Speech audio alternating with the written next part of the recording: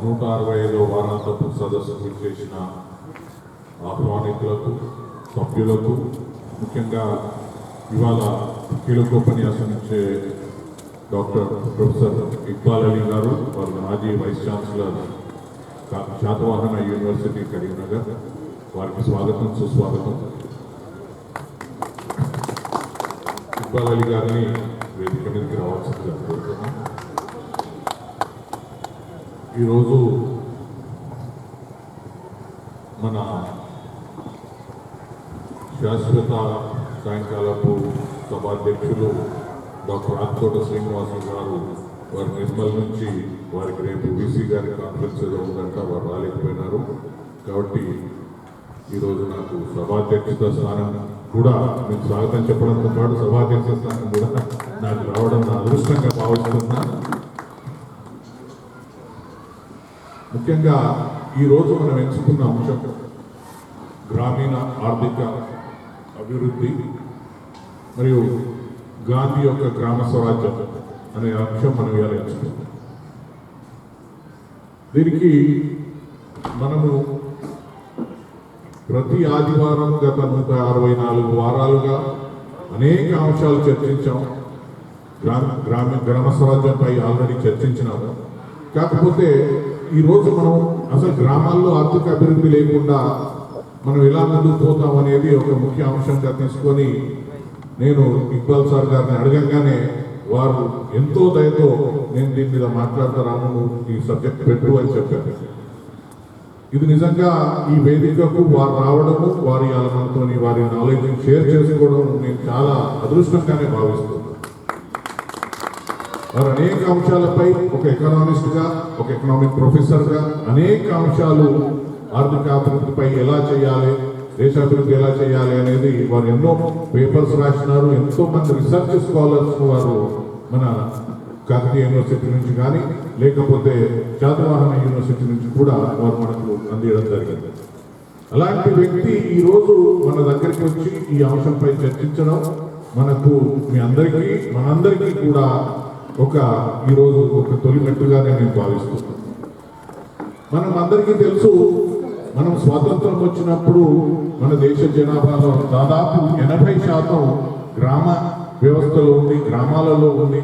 Agriculture మీదనే ఆధారపడి వారి జీవన విధానాన్ని, ఈ దేశం యొక్క ఆర్థికాన్ని కూడా అభివృద్ధి చెందడంలో వారు ముఖ్య భూమిక పోషించారు. కాలక్రమేణా ముఖ్యంగా మారుతూ వస్తున్న సమాజంలో ఇండస్ట్రియలైజేషన్ కావచ్చు, సర్వీస్ సెక్టర్ కావచ్చు, ఐటీ సెక్టర్ కావచ్చు, ఇలా అనేక అంశాలు వచ్చి ఒక వ్యవస్థను మార్చుతూ ఇవాళ అగ్రికల్చర్ అనేది వెనక తగ్గిన పరిస్థితి మనకు కనిపిస్తుంది. కానీ ఇప్పటికీ 65% మంది జనాభా ఇప్పటికీ వ్యవసాయంపై ఆధారపడి ఉండడం మనం చూస్తూనే ఉన్నాం.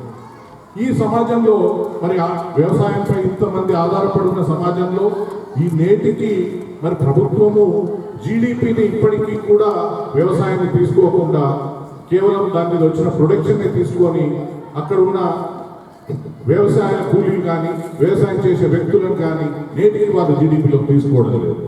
ఇవన్నీ మనం గమనిస్తున్న వ్యవహారాలే. మరి ముఖ్యంగా 1991 లిబరలైజేషన్ తర్వాత, ఎకనామిక్ లిబరలైజేషన్ యొక్క ఆర్థిక సంస్కరణలు వచ్చిన తర్వాత మనం చూస్తున్నాము అసలు అగ్రికల్చర్ సెక్టర్ను మొత్తం వెనుక దోసేసి కేవలం ఇండస్ట్రియలైజేషన్ మరియు సర్వీస్ సెక్టర్ని ఒక ముఖ్యంగా తీసుకొని ఈ దేశాన్ని ఆర్థికంగా అభివృద్ధి చెందేటి ఇండస్ట్రియలైజేషన్ మరియు సర్వీస్ సెక్టర్ అని చెప్తూ ఇవాళ ప్రభుత్వాలు మనం ముందుకు తీసుకొచ్చిన మనం చూస్తున్నాం. మరి ఇంత జరుగుతున్న క్రమంలో గాంధీజీ గ్రామ స్వరాజ్యం ద్వారానే ఈ దేశానికి అభివృద్ధి జరుగుతుందని మనందరికీ చెప్పిన విషయం మనకు తెలుసు. 1915లో సౌత్ ఆఫ్రికా నుంచి ఇక్కడికి వచ్చేసిన తర్వాత గాంధీజీ గారు 2 సంవత్సరాలు అసలు ఈ దేశంలో మొత్తం టూర్ చేసి ఈ దేశంలో ఉన్న వ్యవహారాన్ని, ఈ దేశంలో ఉన్న విధానాన్ని అర్థం చేసుకునడానికి వారు 2 సంవత్సరాలు ఈ దేశంలో తిరిగినారు. ఇలాంటిదే ఈ తిరిగిన క్రమంలో మనం గమనిస్తూనే ఉన్నాము. మరి వారు గ్రామ స్వరాజ్యం ద్వారానే ఈ దేశంలో అభివృద్ధి జరుగుతుంది. ఎందుకు జరుగుతుంది అంటే గ్రామాల్లో ఇంతమంది ప్రజలు జీవిస్తున్న సమయంలో వారికి తిండి, గూడు, తర్వాత ముఖ్యంగా స్కిల్ అంటే నైపుణ్యం నేర్పించి వారిని అక్కడ ఆర్థికంగా బలోపేతం చేస్తేనే ఈ దేశానికి అభివృద్ధి సాగుతుందని వారి గ్రామ స్వరాజ్యంలో చెప్పినారు. అలాంటి సమయం మనం చూస్తుంటే మనం పేపర్లో చదివినాము. ముఖ్యంగా ఆ రోజు గ్రామాలలో నేత కార్మికులు అగ్గిపెట్టెలో చీరం పెట్టిన నైపుణ్యం మనం చూసినాం. మరి ఈ రోజు మనం చూస్తున్నాము నేత కార్మికుల చావులు, నేత కార్మికుల యొక్క వారికి ఉపాధి లేని పరిస్థితి, వలసపోవడం చూస్తున్నాం.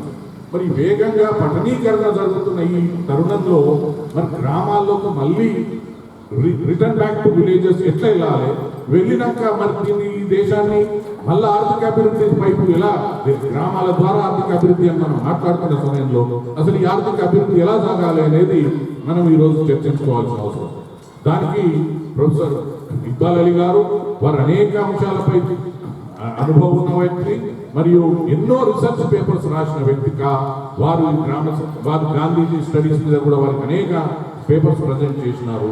వారు ఈరోజు అసలు గ్రామ ఆర్థిక అభివృద్ధి ఎలా సాగుతుంది, దానికి గ్రామ స్వరాజ్యాన్ని మళ్ళీ మనం ఎట్లా ముందుకు తీసుకురావాలి అనేది మనం చూసుకోవాల్సిన అవసరం ఉంది. మరి ముఖ్యంగా మనం మార్క్స్ కనుక చూస్తే each according to his ability, each according to his necessity అనేది వారు చెప్పినారు. అంటే మన గ్రామాల్లో ఎవరు ఎబిలిటీ అంటే మళ్ళీ ఎందుకు నేను స్కిల్ అనేది వారికి మనం స్కిల్ అనే నైపుణ్యం అనేది ఆ స్కిల్ ద్వారానే మళ్ళీ దాని తర్వాత ఆయన అవసరం ఎంత ఉన్నదో అంతే మనం తీసుకోవాలి. కానీ ఇష్టం ఉన్నట్టు ఇవాళ మనం చూస్తున్నాం పట్టణీకరణ పేరు మీద గ్రామాలలో వరంగల్ని స్మార్ట్ సిటీ అని డిక్లేర్ చేసి, వరంగల్ యాక్చువల్లీ స్మార్ట్ సిటీ ఇది కార్పొరేషనే కానీ మనం ఒప్పుకునే పరిస్థితుల్లో ఇక్కడ నీటి వసతి సరిగ్గా లేదు, డ్రైనేజ్ వసతి సరిగ్గా లేదు. దీన్ని వాళ్ళు స్మార్ట్ సిటీగా డిక్లేర్ చేసేసి మేము కోట్ల రూపాయలు పెడుతున్నాం, ఇదే అభివృద్ధి అని చెప్పి గ్రామాల నుంచి వలసలు ప్రోత్సహిస్తున్న ఈ తరుణంలో మనం దీని మీద ఇవాళ చర్చించుకోవడం జరుగుతుంది. కాబట్టి నేను ఇప్పుడు ప్రొఫెసర్ ఇక్బాల్ అలీ గారిని వారి కీలకోపన్యాసం ఇవ్వాల్సిందిగా కోరుతున్నా. అందరికీ ధన్యవాదాలు. Thank you.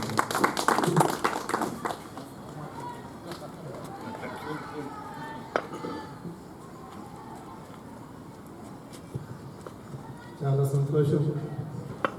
ఎంత డీటెయిల్గా మాట్లాడిలో రాబోతుంటే ఒక ఎకానమిస్ట్గా ఒక క్లాస్ రూమ్లో ఒక విద్యార్థి ఏ విధంగా వెళ్తున్నారు అంటే ఎక్స్ప్లెనేషన్కి నేను చాలా ఆశ్చర్యపడ్డాను. ఎంతమంది నాలెడ్జ్ ఉంటాయి. నాకు మీ గురించి చెప్పారు, విన్నాను, కానీ ఇంత బాగా చెప్తారా నాకు అసలు నేను ఏదో చెప్పదలుచుకున్న పాయింట్స్ మీరు కూడా కొంచెం చెప్పారు కాబట్టి నాకు చాలా సులభంగా లేదు. ముఖ్యంగా ఈ సమావేశానికి వచ్చేసినటువంటి మీరందరూ సాయంకాలం వేళ మంచి గ్రామీణ వాతావరణం లాంటి మనం కూర్చున్నాం, ఇక్కడ చర్చించుకుందాం.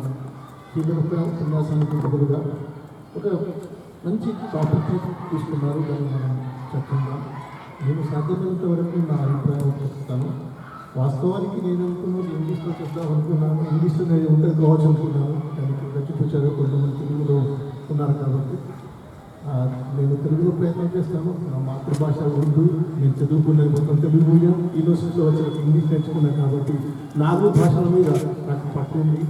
మీరు ఏ భాష మాట్లాడగలిగే అవసరం లేదు కాబట్టి నేను భారత మహానగర లాగా నేను కూడా ఏ భాష అయినా కూడా మాట్లాడతాను.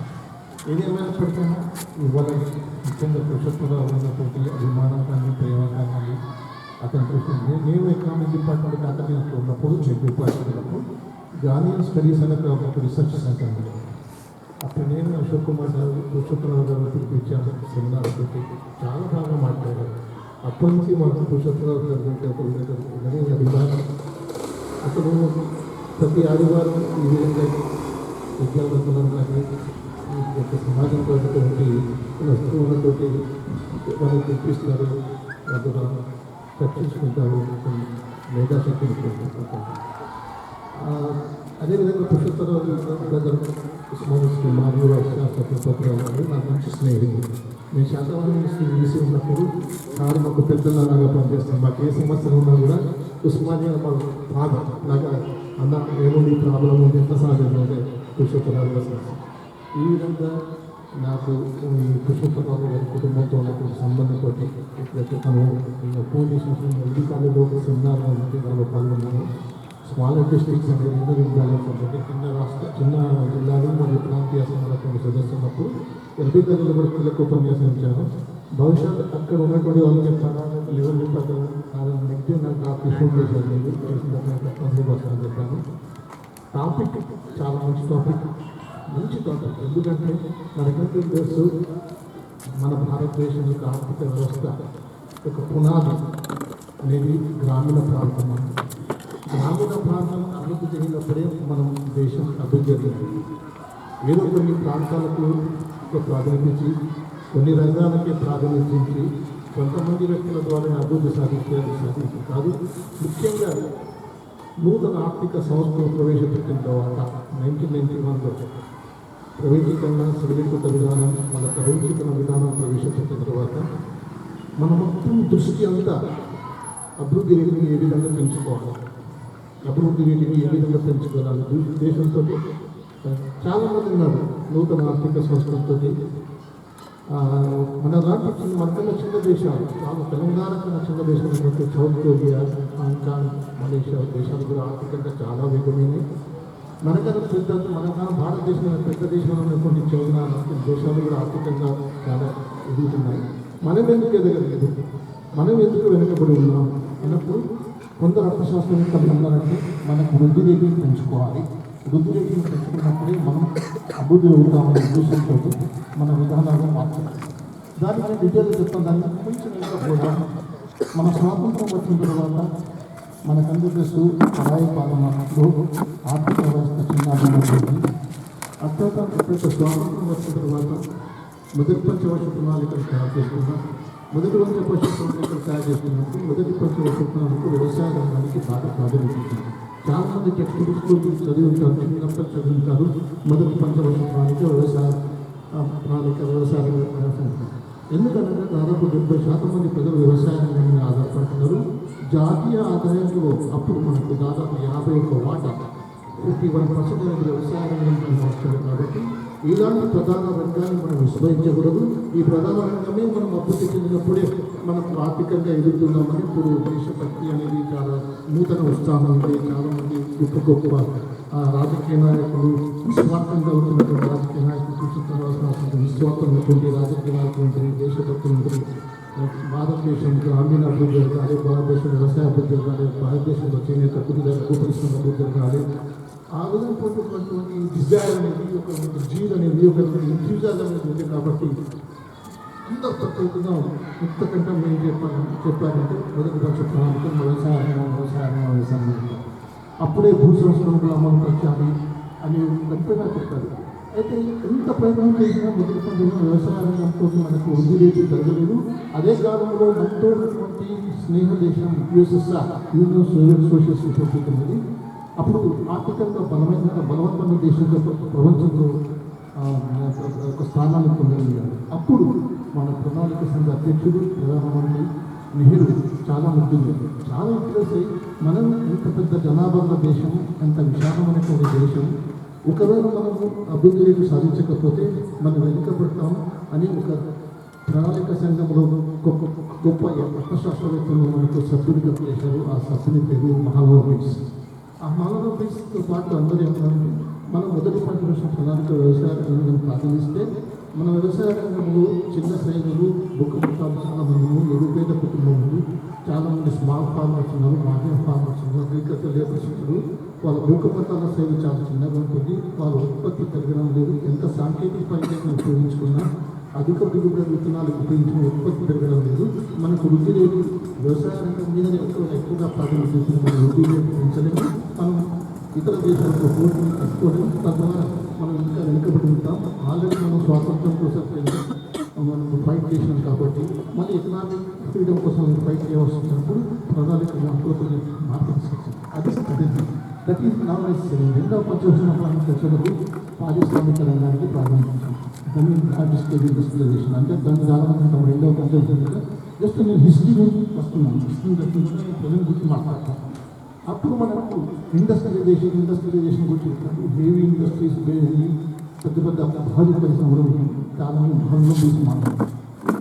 అప్పుడు చాలా విమర్శలు వచ్చింది. గొప్ప విమర్శలు అంటే భారతదేశం మొత్తం ఆర్థిక వ్యవస్థ అంతా వ్యవసాయంపై ఉంది. మొత్తం ప్రజలంతా గ్రామాల్లో నివసిస్తున్నారు. గ్రామీణ ఆర్థిక వ్యవస్థ చిన్న భిన్నమవుతుంది. ఒకవేళ పారిశ్రామిక రంగానికి ఎక్కువగా ప్రాధాన్యత ఇచ్చింది. ఎందుకంటే పారిశ్రామిక రంగం యొక్క స్థాపన అనేది కొన్ని అభివృద్ధి ప్రాంతాలకు పరిమితమైంది. ఎక్కడైతే మనకు వనరులు ఉన్నాయో నీటి వసతులు కావచ్చు, లేకపోతే మనకు బ్యాంకింగ్ వ్యవస్థ కావచ్చు, లేకపోతే అభివృద్ధి ఇక్కడ ఎక్కువ ఉంది, ఆ ప్రాంతాలకు పరిమితి ఉంటుంది. కాబట్టి ప్రాంతీయ అసమానత్వాలు పెరగడానికి ఆస్కారం ఉంది. So starting point regional disparities అనేది ఇండస్ట్రీస్కు, వ్యవసాయ రంగానికి కానీ, పట్టణాలకి, రూరల్ ఏరియాస్కి కానివ్వండి, ధనికులకు పేదవాళ్ళకి కానివ్వండి, డిస్పారిటీ అనేది వైడనింగ్ అనేది రెండో పంచవలసిన. మనం చాలామంది ఏమనుకుంటామంటే ఏదో నూతన ఆర్థిక విధానం రావడంతో, లేకపోతే ఇప్పుడు ఈ ప్రపంచీకరణ ప్రాసెస్లో ఎఫెక్ట్ చేయడంతో మనకు డిస్పారిటీ పెరిగింది అనుకుంటాం. వాస్తవానికి ఎప్పుడైతే రెండవ పంచ ప్రణాళికను మనం అమలు పరచడం మనం ప్రయత్నం చేసినామో అప్పటి నుంచే మనకు తేడా కనిపిస్తుంది. తద్వారా కొన్ని ప్రాంతాలు, భారతదేశం పెద్ద దేశం కాబట్టి కొన్ని ప్రాంతాలు, ముఖ్యంగా పట్టణ ప్రాంతాలు చాలా అభివృద్ధి చెందుతున్నాయి. అభివృద్ధి రేటు పెరిగింది. భారతదేశం ప్రపంచంలో ముందు గొప్ప ఆర్థికంగా ఎదిగిన దేశంలో గొప్పగా చెప్తున్నారు. ఇది కూడా చాలా ఇంప్రెసర్ బాగుంటుంది. కానీ వాస్తవానికి చూసినట్లయితే వ్యవసాయ రంగం పూర్తిగా పెద్దది.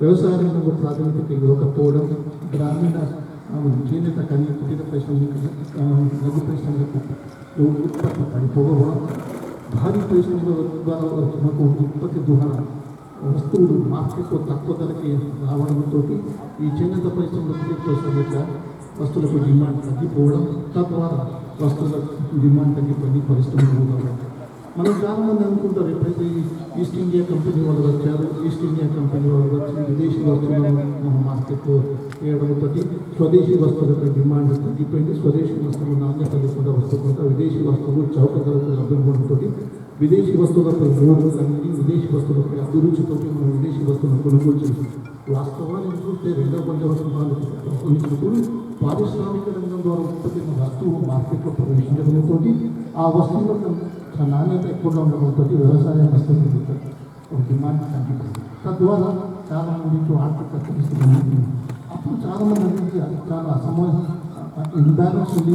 మొదటి పంచవర్షం వ్యవసాయ రంగం డెవలప్ అయ్యారు. పారిశ్రామిక రంగాన్ని ప్రాధాన్యత ఇవ్వడంతో మనకు వ్యవసాయ రంగం దెబ్బతింటుందని చెప్పేసి మూడో పంచవర్షం చెప్తూ మనకు బ్యాలెన్స్ అప్రోచ్ కూడా టార్గెట్ ఓరియంటెడ్ ప్రోగ్రామ్ అంటే అప్పుడు ఏమవుతున్నాను మనకు target oriented small farming development agency లేదా కమాండ్ ఏరియా డెవలప్మెంట్ ఏజెన్సీ, ట్రాక్కోడ్ ఏరియా ప్రోగ్రామ్స్ అని ఈ విధంగా ఏ పేద ప్రజలు ఏ ప్రాంతాల్లో ఎక్కువగా నివసిస్తున్నారో వాళ్ళని అభివృద్ధి చేయడం ఉద్దేశంతో టార్గెట్ ఓరియంటెడ్ అప్రోచ్ ఇస్తారు. అంటే ఫస్ట్ 5 టన్ అగ్రికల్చర్ నుండి సెకండ్ 5 టన్ ఇండస్ట్రీ వచ్చింది, థర్డ్ 5 టన్ ఫోర్త్ టన్ నుంచి టార్గెట్ ఓరియంటెడ్ అప్రోచ్ ఇస్తున్నాం. తద్వారా ఏమవుతుందంటే మనం ఎంత ప్రయత్నం చేసినా ప్రపంచంలో మనతో పాటు ఇతర దేశాల ఆర్థికంగా పెరిగింది, చాలా ఫాస్ట్గా డెవలప్ అయింది. కాబట్టి అప్పుడు మన స్ట్రాటజీలో మార్పు చేశాం. ఈ విధంగా ప్రాసెస్ 1991 వచ్చేటప్పుడు మనం నూతన ఆర్థిక విధానాలు ప్రవేశించాం. చాలామంది అర్థశాస్త్రవేత్తలు కానీ సామాన్య ప్రజలకు కానీ తెలియదు నూతన ఆర్థిక విధానాలు అంటే ఏది సార్ అంటారు. నూతన అనే పదం ఎందుకు ఉపయోగించుకున్నాం? ఆర్థిక విధానాలు అనొచ్చు కదా, ఆర్థిక సంస్కరణ అనొచ్చు కదా. ఎందుకు నూతన ఆర్థిక సంస్కరణ అని చెప్పారంటే మనం మొదట స్వాతంత్రం వచ్చిన తర్వాత మనం పూర్తిగా ప్లాన్డ్ ఎకానమీ ఆధారపడుతుంది. ప్రభుత్వ ఉద్యోగంలో కావాలి, ప్రభుత్వ రంగాలే ప్రాధాన్యత ఇవ్వాలి, కంట్రోల్డ్ ఎకానమీ ఉంటే మనకు తెలుసు చిన్నప్పుడు చూసుకోవచ్చు. పంచదార కాలం, షుగర్ కాలం కంట్రోల్, బియ్యం కాలం కంట్రోల్ దొరుకుతుంది, మంచినీళ్ళ కాలం కంట్రోల్ దొరుకుతుంది, గ్యాస్ కంట్రోల్ ఉంటుంది, ఉద్యోగం కాలం ప్రభుత్వం మీద ఆడుకుంటుంది. ఈ విధంగా మొత్తం కంట్రోల్డ్ ఎకానమీ ఉంటే, లైసెన్సింగ్ రాదు ఉంటే, పరిశ్రమ స్థాపించాలని కూడా ప్రభుత్వం సాధన, ప్రభుత్వం యొక్క పర్మిషన్ అవసరం ఉంది. ఈ విధంగా మొత్తం కంట్రోల్ ఎకానమీ నుంచి 1991 వరకు ఏ విధానం అయితే మనం నెహ్రూ ప్రతిపాదించారో, ఏ విధానం అయితే మనం సోషలిస్టిక్ ప్యాటర్న్ ఆఫ్ సొసైటీ అనుకున్నామో, అప్పుడు మనం ప్రైవేటైజేషన్కి వ్యతిరేకున్నాం. విదేశీ పరిశ్రమలు వస్తున్నాయి, విదేశీ సంస్థలు వస్తున్నాయి, బహుళ జాతి వస్తువులకు ఏదైతే మనం వ్యతిరేకం చేశామో ఆ దాంతో ఈస్ట్ ఇండియా కంపెనీతో మన భారతదేశ ఆర్థిక వ్యవస్థ దెబ్బతిన్నాం. అవన్నిటి నుంచి మనం 1991 వచ్చాక ఏం చేసినామంటే మనం లిబరలైజేషన్, ప్రైవేటైజేషన్, గ్లోబలైజేషన్ విధానం గురించి ఏ విధానాలు అయితే మొట్టమొదటి విమర్శించినామో ఆ విధానాన్ని మనం 1991లో మనం అమలుపరచడం అంటే ఏ విధంగా కాలం ఏ విధంగా మనకు మార్పు వస్తుంది. అయితే ఈ ప్రాసెస్లో మొత్తం ప్రపంచంతో గ్లోబల్ విలేజ్, మొత్తం ప్రపంచం అంతా ఒక గ్లోబల్ విలేజ్.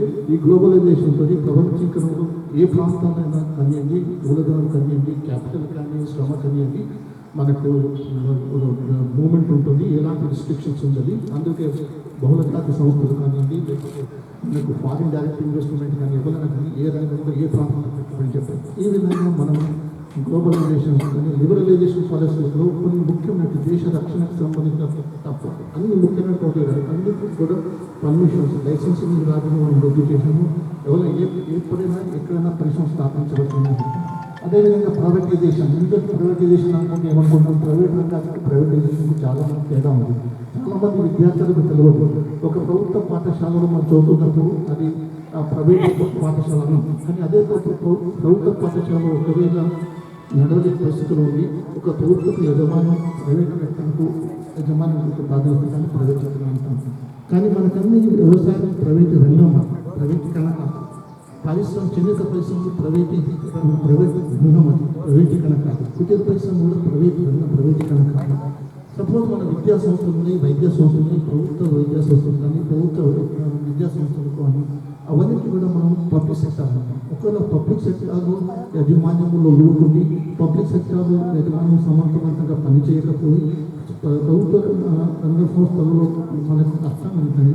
అప్పుడు యజమాన్యం ప్రైవేట్ యజమాన్యం వాటా పెంచితే దాన్ని ప్రైవేట్ కానీ అంటే ఈ విధంగా ప్రభుత్వ రంగ సంస్థలన్నీ కూడా నష్టాన్ని జరుగుతుంది. కాబట్టి మన 1991 ఏం చేసిన చాలా వరకు ప్రభుత్వ రంగ సంస్థలు ప్రైవేటీకరణ చేసినంతో మనకు ముఖ్యంగా ఉద్దేశం, దీని ముఖ్య ఉద్దేశం ఏంటంటే ఏ విధంగా మనం అభివృద్ధి రేటు పెంచాలి, ఉత్పత్తిని పెంచాలి, ఎగుమతి చేయాలి, విదేశీ మారక రేటును పెంచుకోవాలి. విదేశీ మారక రేటు పొంది వరల్డ్ బ్యాంక్ నుంచి కానీ IMF దగ్గర నుంచి కానీ అప్పులు ఏ విధంగా తీర్పాలి, తీర్పితే మళ్ళీ మనకు అప్పు వస్తుంది. మళ్ళీ అప్పుతోటి మళ్ళీ ఏ విధంగా ఆర్థిక అభివృద్ధి జరుగుతుంది. చాలామంది విమర్శించారు, సార్ ఇది world bank dictated terms and conditions economic reforms implement చేస్తాం.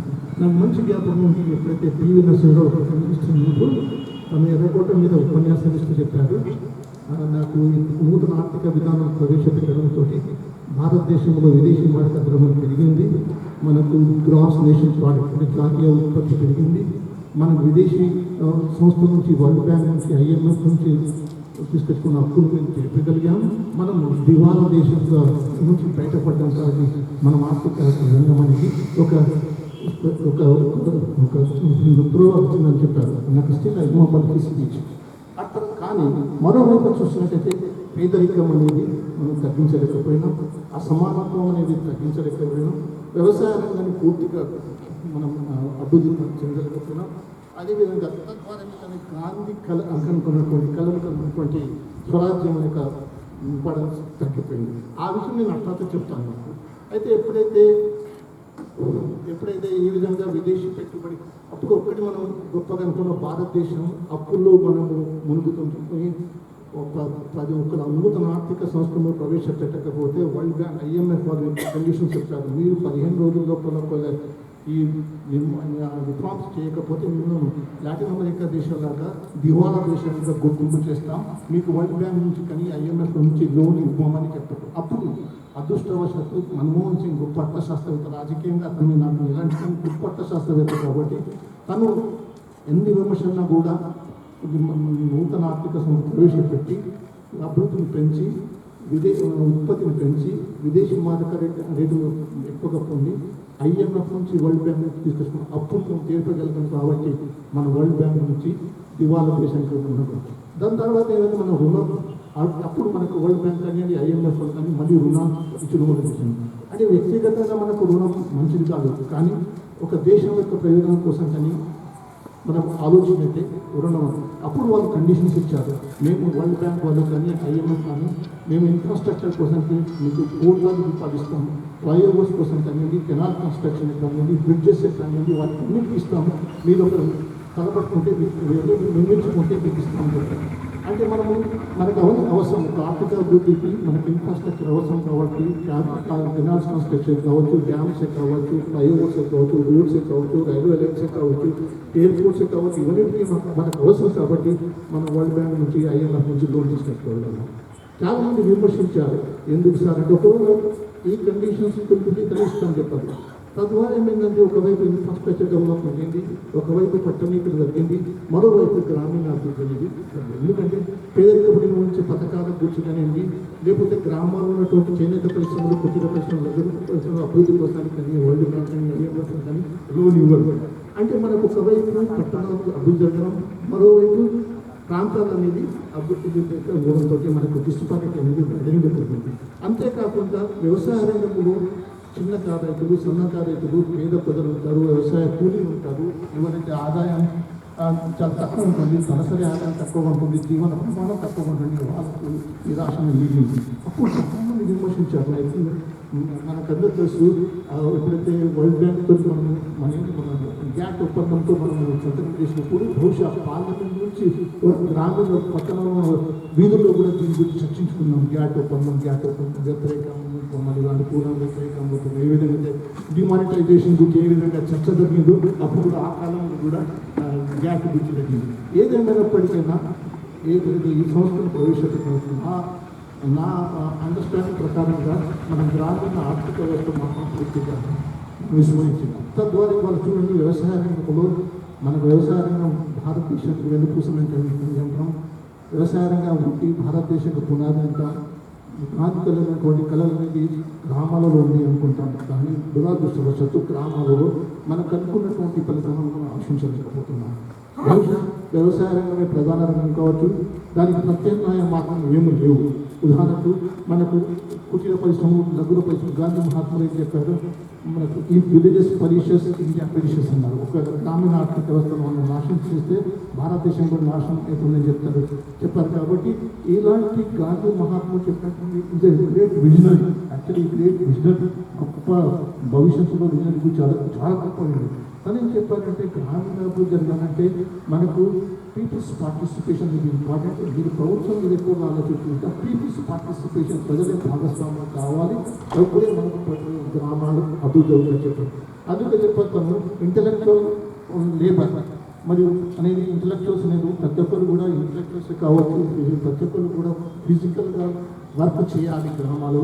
గ్రామాలలో భాగస్వాములు అయితేనే నిజమైనటువంటి ఇంటలెక్చువల్ వర్క్ చేస్తున్న ఇంటలెక్చువల్ కాంట్రిబ్యూట్ చేస్తున్నట్టు తన సెల్ఫ్ కాంట్రిబ్యూషన్.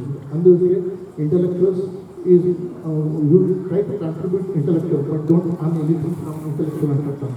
మీరు ఇంటలెక్చువల్ నాలెడ్జ్ కానీ గ్రామీణ ప్రతి ఒక్కరు కూడా ఫిజికల్ లేబర్ చేయాలి, గ్రామీణ అభివృద్ధికి చేయాలని చెప్పారు. అంటే ఈ విధంగా గాంధీజీ లాంగ్లో ఎప్పుడు చెప్పినటువంటి ఐడియాస్ అనేది ఇప్పుడు కూడా చాలా వరకు అవసరం. లేకపోతే మనకేమిటంటే భవిష్యత్తులో అంధకారం ఉంటుంది. గాంధీ మహాత్మ గొప్ప అర్థశాస్త్రవేత్త కాదు, అతను గొప్ప మంచి మేధావి. అతనికి ఉన్నటువంటి అవగాహన గ్రామీణ స్వరాజ్యం, గ్రామ స్వరాజ్యం కావచ్చు, లేకపోతే మీకు ట్రస్టీషిప్ గురించి కానివ్వండి, లేకపోతే పీపుల్స్ పార్టిసిపేషన్ గురించి కానివ్వండి. ఇక్కడ చదువుకున్నట్టయితే పుస్తకాలు చదువుతుంటే ఎంత ఇంప్రెషన్ అంటే ఆ కాలంలో ఏం చెప్పానంటే ఒక గ్రామం అభివృద్ధి జరగాలంటే గ్రామాల్లో ముఖ్యమైనటువంటి ప్రజలకు అవసరమైనటువంటి వస్తువులను ఉత్పత్తి చేయాలి అని చెప్పారు. First give preference to food. ప్రజలకు ఏదైతే ఆహారం అవసరం ఉందో ఆహార పంటలు పండించండి. ఆ తర్వాత మీరు ఫుడ్ మీరు క్లాతింగ్ ఆ తర్వాత ఉన్నటువంటి భూములు మీరు కొన్ని స్కూల్స్ స్థాపించడం కానీ, రిక్రియేషన్ ఫెసిలిటీస్ కానివ్వండి, థియేటర్స్ కానివ్వండి, పార్క్స్ కానివ్వండి, మిగిలిన భూములు కూడా ఉన్నట్టయితే మనీ క్రాప్ పండించండి.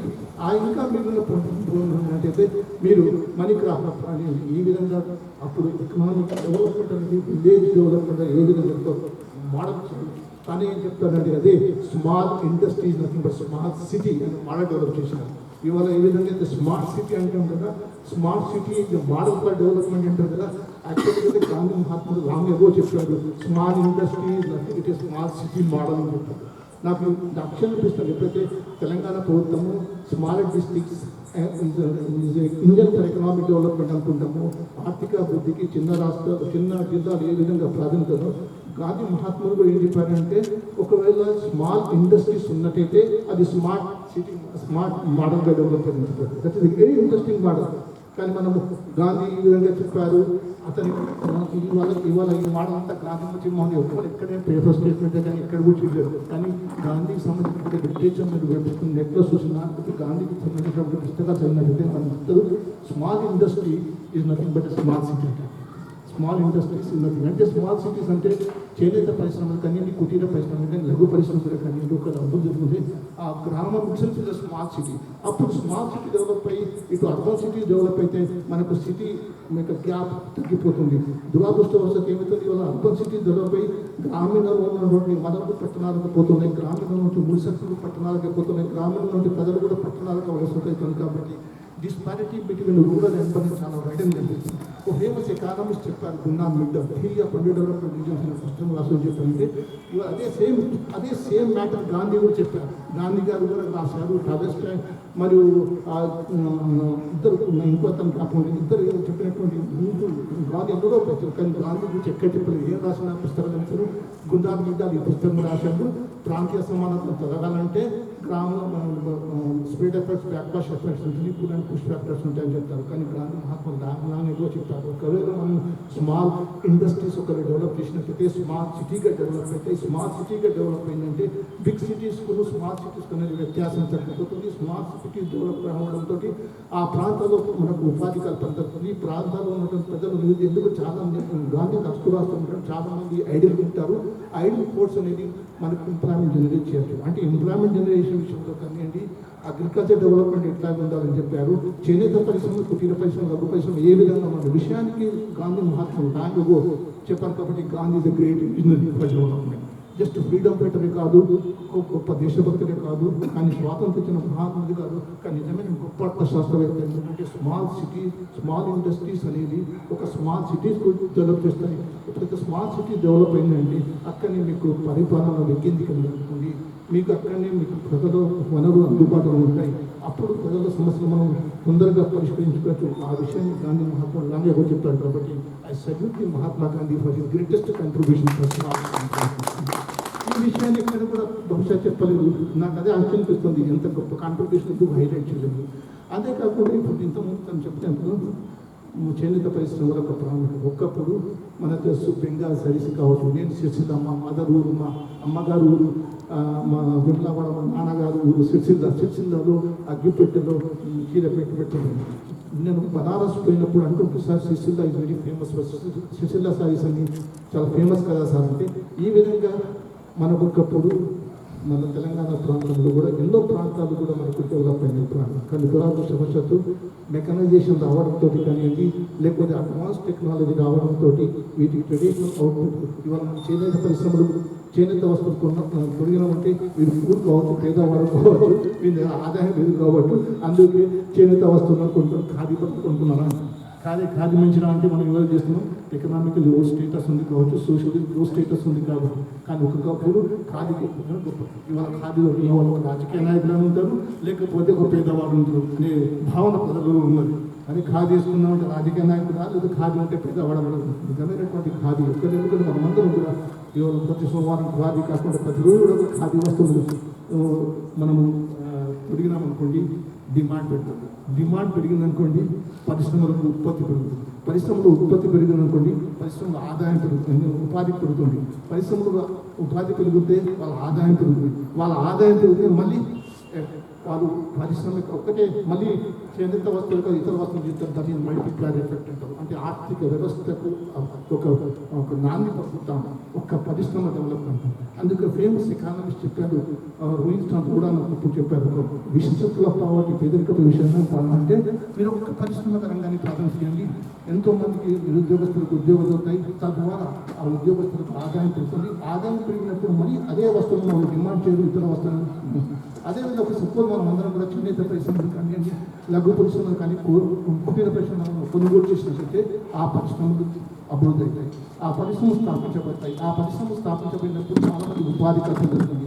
ఉపాధి వల్ల వాళ్ళ వేతనాలు పెరుగుదల వస్తుంది. వేతనాలు పెరుగుదల మళ్ళీ అదే వస్తువులను డిమాండ్ చేయరు, వాళ్ళు ఇతర వస్తువులను కూడా డిమాండ్ చేస్తారు. చేనేత పరిశ్రమలో పనిచేసిన వాళ్ళు చేనేత పరిశ్రమ వస్తువులను డిమాండ్ చేయరు, కుటీర పరిశ్రమలో పనిచేసిన శ్రామికులు కుటీర వస్తువులను.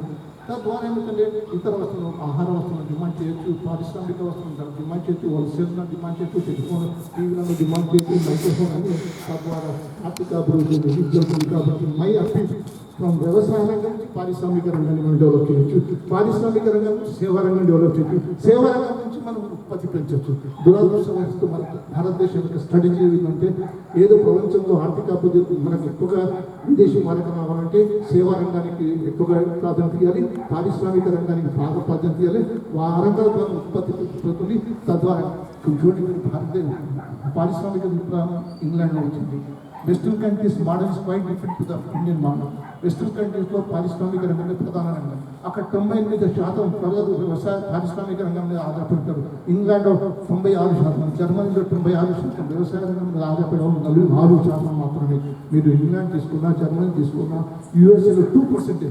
కానీ అక్కడ పారిశ్రామిక రంగమే ప్రధాన రంగం, ప్రధాన వృత్తి కూడా పారిశ్రామిక రంగం. కాబట్టి ఆ రంగానికి ప్రాధాన్యస్తున్నారు, వాళ్ళు లభ్యపడుతున్నారు.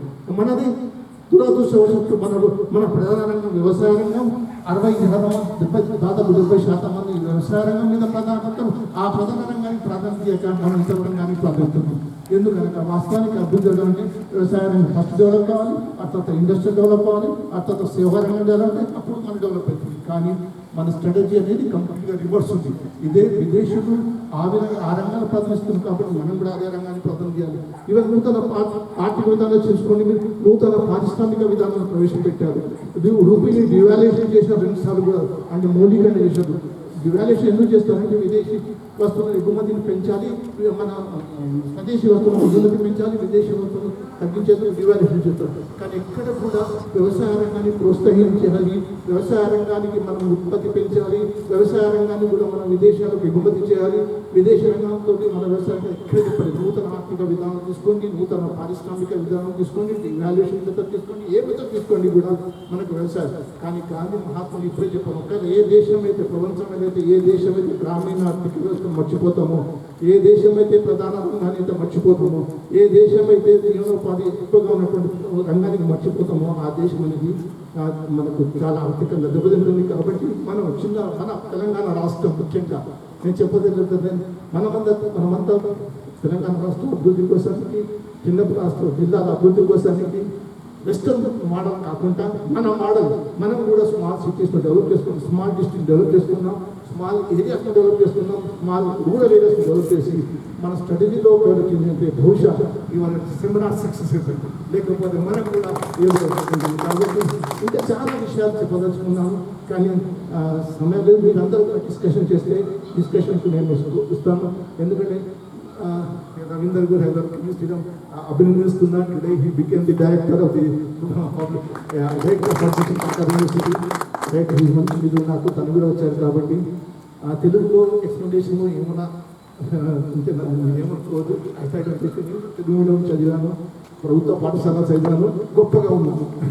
ప్రభుత్వ పాఠశాలలో గొప్పగా ఉంది. కాబట్టి మనం కూడా గ్రామీణ ఆర్థిక వ్యవస్థకు, వ్యవసాయ రంగానికి, ప్రభుత్వ రంగానికి, చేనేత పరిశ్రమ కుటీర పరిశ్రమకి అభివృద్ధికి కోసానికి కంకణం కట్టుకోవాలని ఈ సమావేశం ద్వారా మిమ్మల్ని విజ్ఞప్తి చేస్తాను.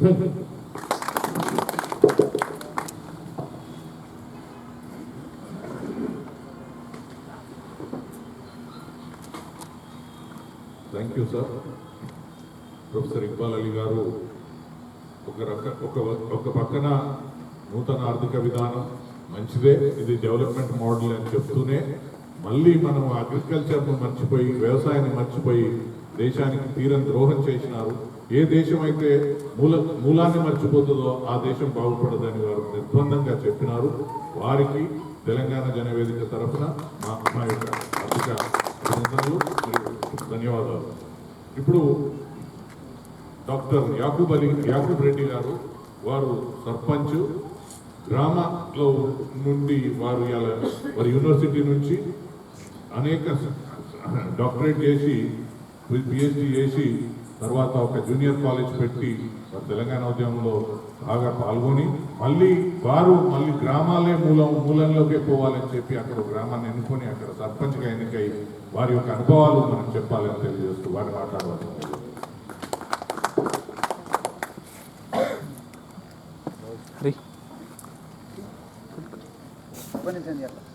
ఒక నిమిషం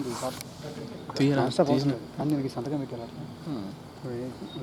40 minutes ఎవరైనా మాట్లాడుతుంటే ఒక నిమిషం సార్ ఎక్కువ తీసు ఆఫ్ చేసి మళ్ళీ ఎవరైనా వేరే